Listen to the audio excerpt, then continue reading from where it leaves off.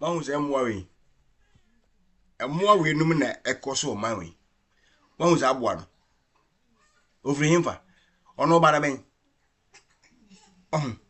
Fifi could take a party back.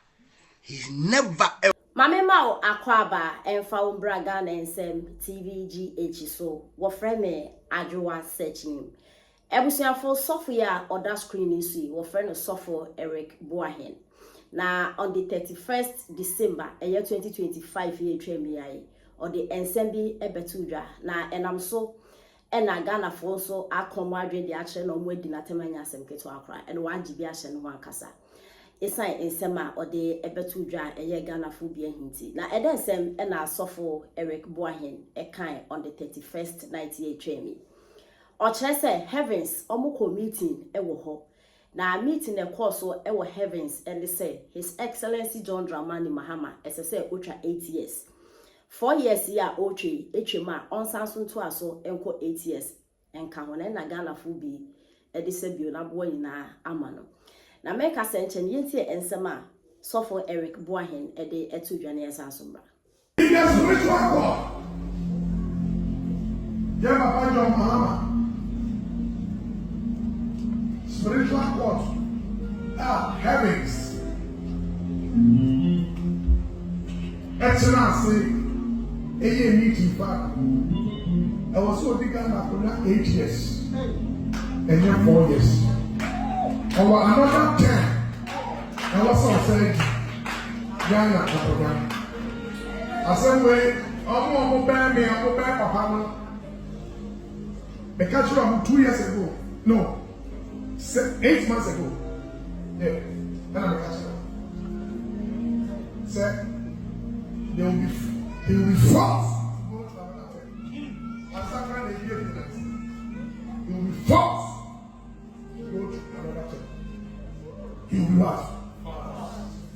Ebusiafo and some way and I suffer Eric Boahen a day etudra on the 31st night.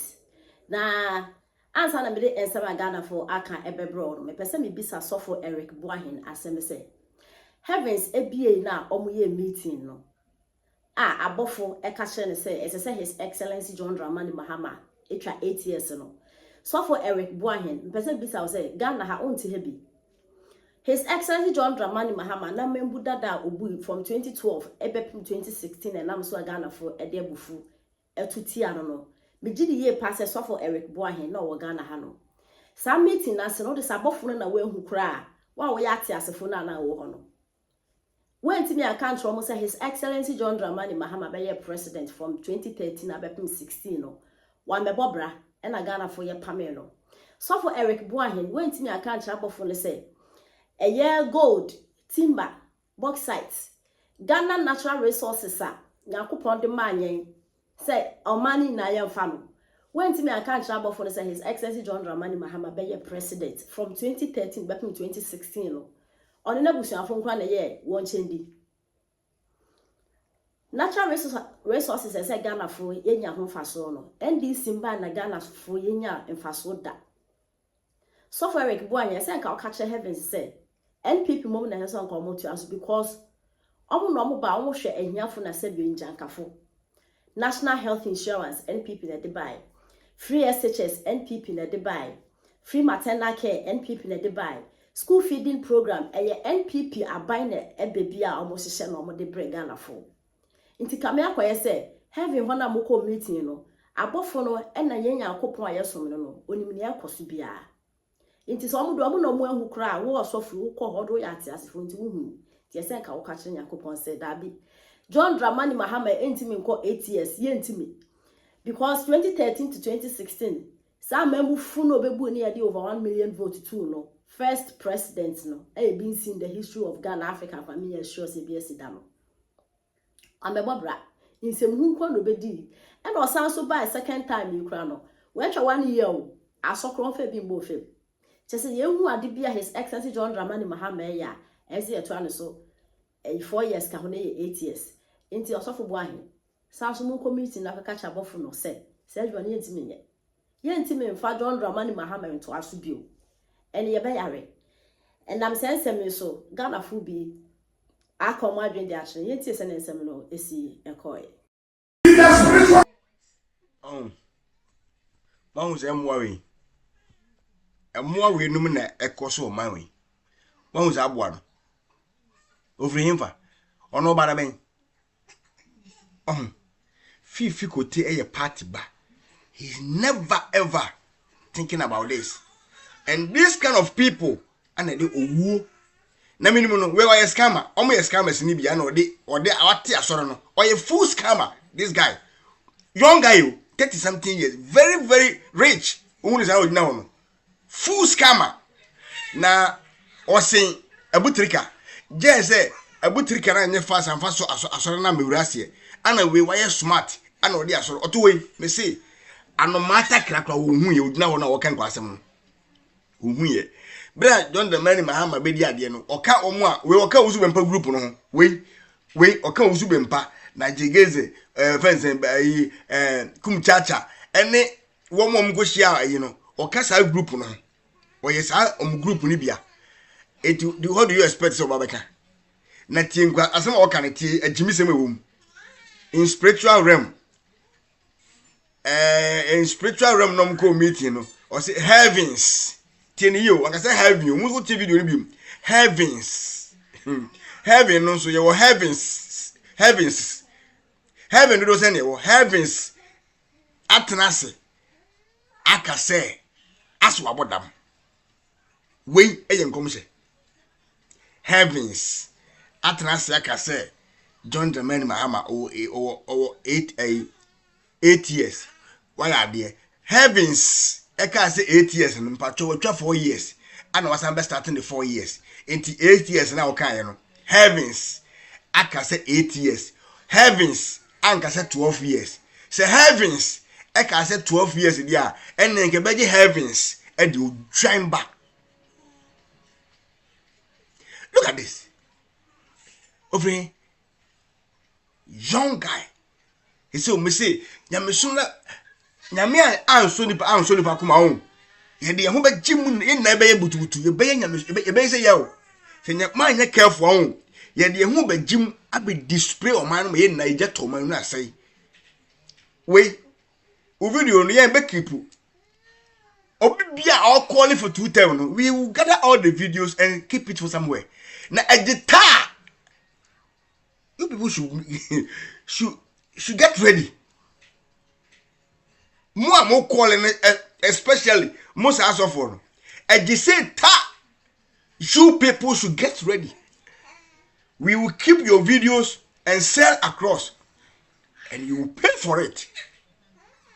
Because Nyame doesn't say this kind of useless and foolish things in just heavens. So me catch 2 years ago asem na okan wonim de woka obi wonim papa nim enkanche na amuza no wonim asem na enkomshan ko wonim hye enye de wonim komshan wonim hye ntine o man komshan ko aye tan o man komshan na enye de heavens akases wonim komshan hye eye pretending false enkomshan false prophecy on life 2 years no was actually about 8 months. Okay, 2 years no. And then the band who say, John the man Mahama be about after 1 year ni. In the 2 years I can say be nice or try to just or try ni move fast ban 8 months. You see? Nipa na o share Hong Kong no. Ono abeg na bonten publicly. Some man for be force no. When be force no. Heavens akambum. So mbe pushing is a change na onko. Omra enyam mo na egu oman no mu ye wonipa ana mama na atwa ehu ehye na omo kuntokwa eku akra agi akra no Ghana yen so nsin wo mu Ghana mro omo so fa hye otirim se wa wonim no the whole Africa oman ya ye Coup pa dodo Ghana wa wonim no ebia wusu na wonim bakwasema ko busa na the whole Africa oman ya emwa we num na ekoso oman we wa hu za aboa no ofri himfa ono bara ben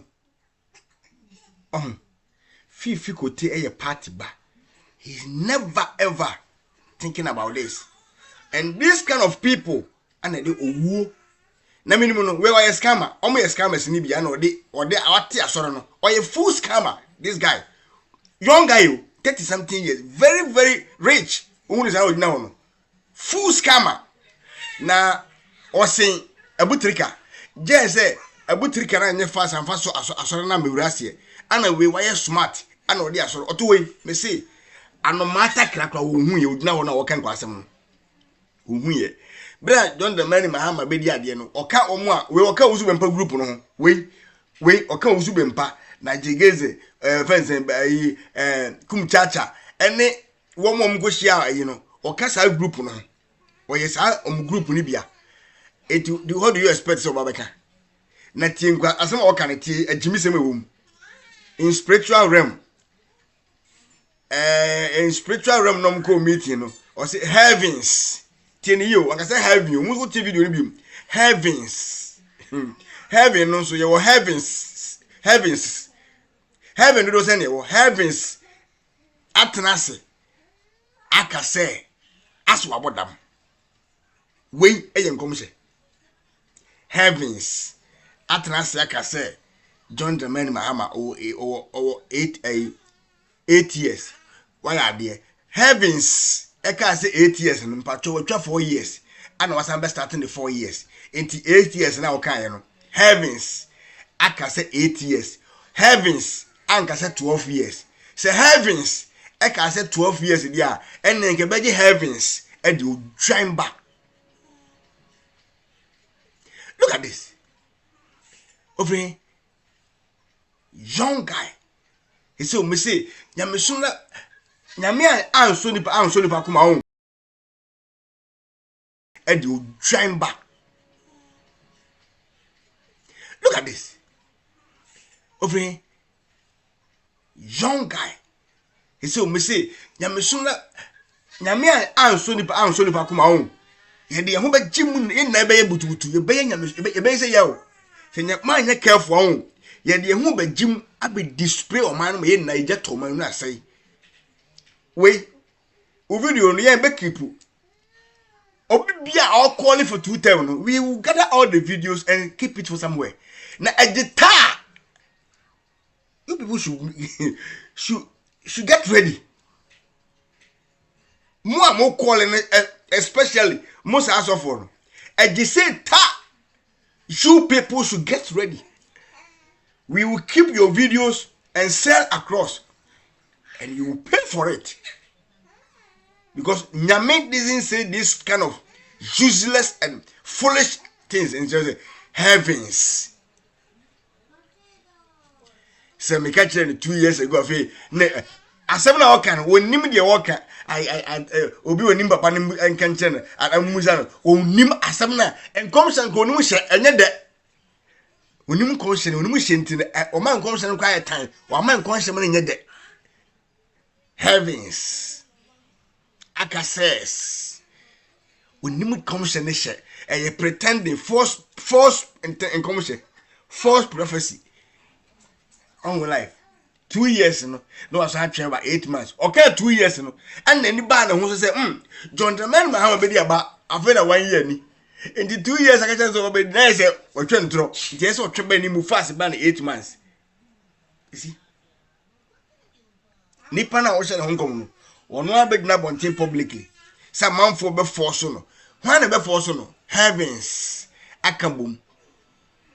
So mbe pushing is a change na onko. Omra enyam mo na egu oman mu ye wonipa ana mama na atwa ehu ehye na omo kuntokwa eku akra agi akra no Ghana yen so nsin wo mu Ghana mro omo so fa hye otirim se wa wonim no the whole Africa oman ya ye Coup pa dodo Ghana wa wonim no e bia wusu na wonim bakwasema ko busa na the whole Africa oman ya Coup ya ye Coup dodo pa Ghana e di se nyame ya don na timi akwaba ma na yetimi atosumdwe buru kruwa se ni eno ma no politics no metimi kama do kire Mahama obi a.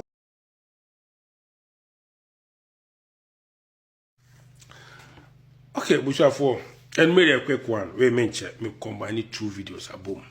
Ya papa ose kwa me despite na Same Jamfi ma menka se mention quick one. Me catch on be video maybe say wo NPP be back power no be them. But for performance within 9 months no 1 year no I may who say what twem Jamestown prison. What they in someone kura what twem was. I mean in 9 months wait me a Ghana for $214 million. Ya can when you no person ya o can be. So I mean $214 million US. I can't about to good board. So I mean 9 months 1 year pay my. That's $1 now the ma agrada and ne bika hu. Dollars now the good come on na man watch check. It within short time no $214 million what they are saying. I mean what can we Ghana for? $214 million. That's why you have to say the idea over them. Yes, I did next year and other years now can you wanna pay crab fast so I better cover says canaship. The other my girlfriends had to iPhone man and I didn't. But says can buy $214 million an audio. Now good board budget cry they got to home. I think it was around $270 million. Says you cannot buy them out. What bomuka $214 million? The next is can't buy the money. What didn't I say? No calculation by Ghana for say. And then what imagine foreign exchange but Ghana for Horman Tiasia. The woman nana say $270 million in the man. No tono a cotton. Iti equaneba so fellow catan aqua crack, no abakumasi, aqua crack, no abakumasi, aqua crack, no abakumasi, now to petrol gum, now ukoba. At the end of the year, and a car no year, you must say, was my book at $240 million. It's petrol to do our toy, and it's at $3 billion, no can once. But in fast one year, in a day, $214 million car, no boy. This is a car, other mass, I mean, if it's 1 year, you man, car, auto, fuel, $3 billion.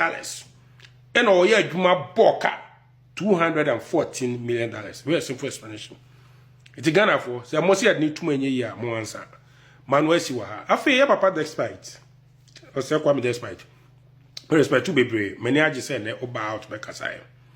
Now, me who say, Sabu Ukita Kumapa. Now, a man I attack you when I would dim the kappa upon Tino. O man, but I kill Keku. Who's a multimedia or Angela from Woho, radio stations be Ghana. I did not despite him calling by attack you. Because in Crophobia, wa employer a good despite media one. Asamuba. See the music san Obaka say, Omu be your casa chrom with memo. And maybe enemy fears was a bit do what tempo because Aquaba Kuyan what to and Tika case where judge may. I could say Waji. In some okay cafe fears was nigger, and obey do what them because when it's obey do what them they are obeying. The same thing, and I could say Waji Kroya. Any Kwabnamafu. Kwame Kumeti Kessie. MCI a boamu. Come to my cassette me trao say, Papa she a bodam. Oh, I say we are. Papa she a bodam for. The same radio station ya so kwabrama for kotna so. No, come and milk shia, so I want some poto. Now one or yare on town, now I never fa, Cassa Mammy ho poto. MCI a boa, any Samu United Showbiz one day. Obaka say, just say, one was small myself, Momaka send word do bruni, a mammy say one fee. But no cassa which as a man would name no from beginning of that lumber. Papa, it's what you want your shoe, no media house, no, and a man of man, Michelle Madrian, and Momba attack you because media house, no, and a platformer, or my neck Cassatiama, meaning Nina across the country, a despite media pen and more trying. The papa. Ma wadwen ko ho na wo bre apesika no san kofo no wa employ mo no munya bankuma na ni fam me metie ya me bre wa kwantu mi ti nyame ado o chebi ma ye ya na me workers bi esa me din a me yi wadi fast me ba so straight man tra ho anyi wani man tra ho anyi we broni bi no be sa de broni de adwuma ne de ama cha bo che me bo mo nka o cross line o be yi wadi sia but what jawom no man se ntwamwa eno mugu ho eno mu kasa di atem papa penyi tikase e me be me personally me send no audio message attack no because on your platform come to make tikase bi kwan ema akwai Kofi Adams did you not attempt at the tonum na come from tikase na obisa Kofi Adams o birthday na na do birthday no na assemble na o de be man na Kofi Adam start here eno use West a wodi di papa natam asema make 2015 another birthday come to market check say I aware of this meaning no audio ya exchange ayi ma oblock me crowd WhatsApp ena Kofi Adams started say or tunum de di na nado atem of frame on one and your more did another atom. Now, Mr. Kofi Adams, I don't see ya. Hey, Uncle Kofi, I'm not the one side repeating my minty. This the same despite media platform. In the did another atom. Papa, Uncle for the good honor. A man or more channel. Omokasa, any name may be on your one, they are unprofessionals. Almost 85% of them are unprofessionals. One was a man for the bow, need fufu, we need banchi, we need whatever. So when you are building about, because you're a businessman, I understand you. Many of you call business terms who UK recently, me call many of you Kasana Mitchell channel. First, will be obeying your products, but person call for by UK tone.